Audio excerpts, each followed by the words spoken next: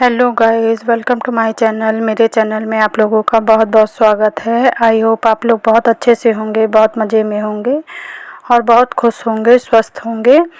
और यहाँ पर देखिए, जो कुछ गर्मी वाले सर्दी वाले कपड़े थे उनको मैं फ़ोल्ड करके रख रही हूँ। पूरा स्टोर फैला हुआ है कपड़ों से।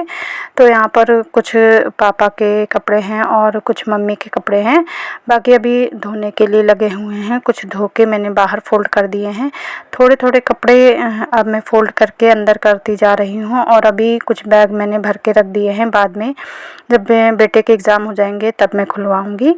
तो बॉक्स जब खुलेगा तब इकट्ठा सब अंदर करवाऊँगी।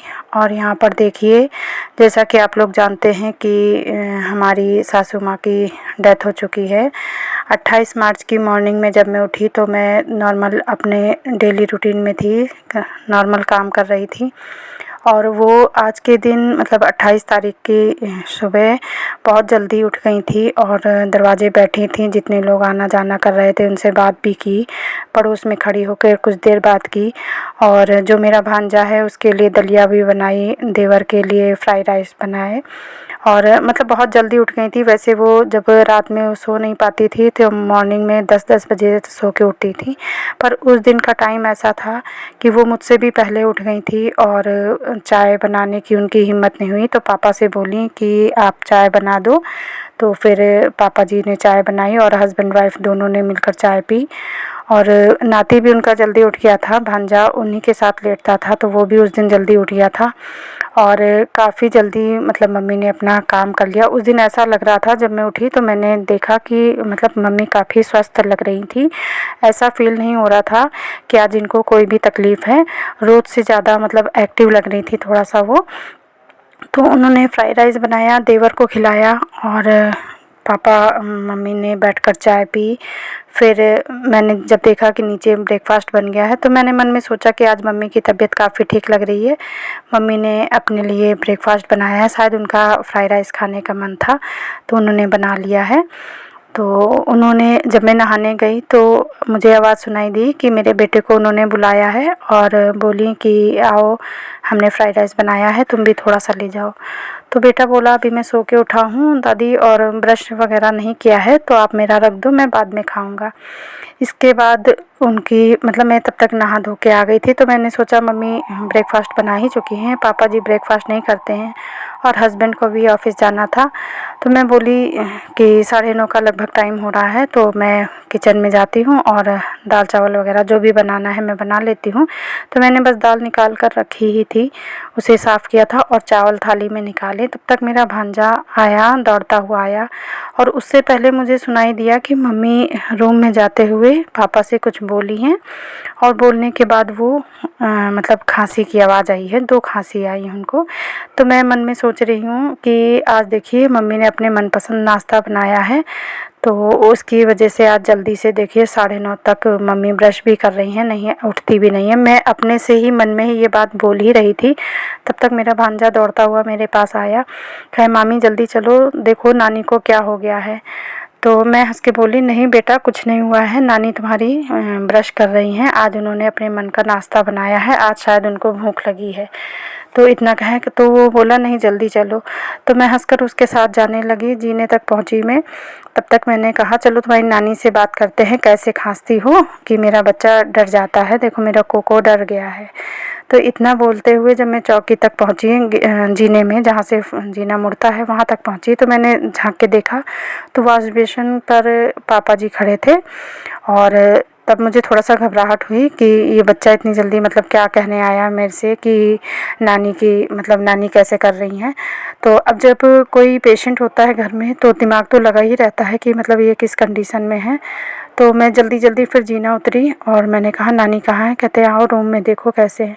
तो जब मैं रूम में पहुंची तो मम्मी जी सीधा लेटी हुई थी और आँखों में 2 ड्रॉप डालने को दी हुई थी। डॉक्टर ने कहा था कि मतलब ये आपका जो मोतिया बहुत ज़्यादा फूल गया था, तो अगर ये ड्रॉप डालोगी तो रोशनी अच्छी सी हो जाएगी और अच्छी हो जाएगी। वो ले नहीं रही थी, फिर भी मैंने ज़बरदस्ती उनको दिलवाया था कि नहीं मम्मी, अभी जीवन कितना बड़ा है, आँखों की रोशनी बनी रहेगी तो आप अपने हिसाब से सब काम कर सकते हो।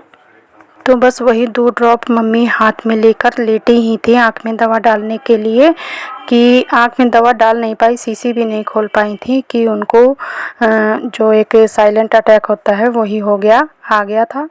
और जब मैं जैसे ही पहुंची तो वो मतलब बिल्कुल देखने से तो ऐसा लग रहा था बिल्कुल नॉर्मल लेटी हुई हैं, आंखें उनकी खुली हुई थी और जीभ थोड़ा सा मतलब लपलपा रही थी।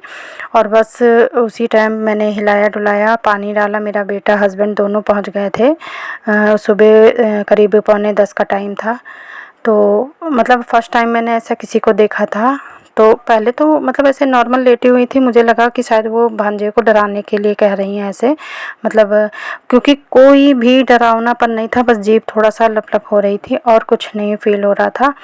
तो पहले समझ में नहीं आया। बेटा बोला कि दादी को हिला क्यों रही हो, ऐसा लग रहा है जैसे बेहोश हो रही हैं, पानी डालो उनके मुंह में।